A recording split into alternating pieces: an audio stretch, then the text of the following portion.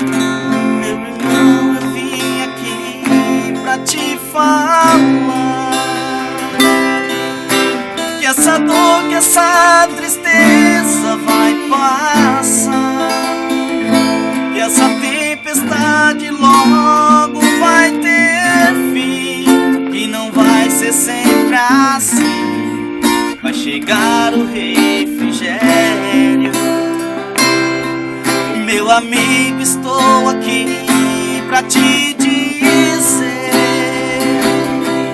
que em tudo que acontece há um porquê. Saiba que o Senhor quer sempre o nosso bem, e se Ele quis assim, amém. São segredos, são mistérios. Agora não é hora de fugir, de parar de desistir, se render ao inimigo.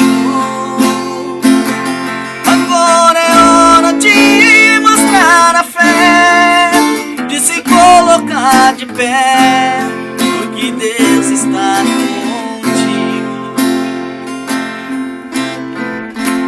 Sei que às vezes é difícil entender, aceitar sua vontade, o seu querer, pois nem sempre o meu desejo é o de Deus, nem seus planos são os meus, mas em tudo Ele é perfeito. Em nenhum momento quis te magoar, nem tampouco te ferir, te castigar. Meu irmão, vou te dizer mais uma vez, acredite, o Senhor fez o que tinha de ser feito. Agora não é hora de fugir, de parar de desistir, se render ao inimigo.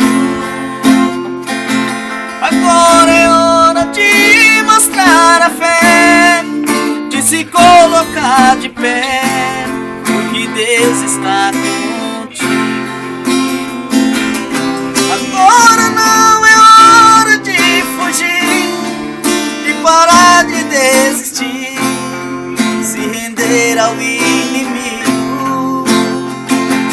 Agora é hora de mostrar a fé, de se colocar de pé, porque Deus está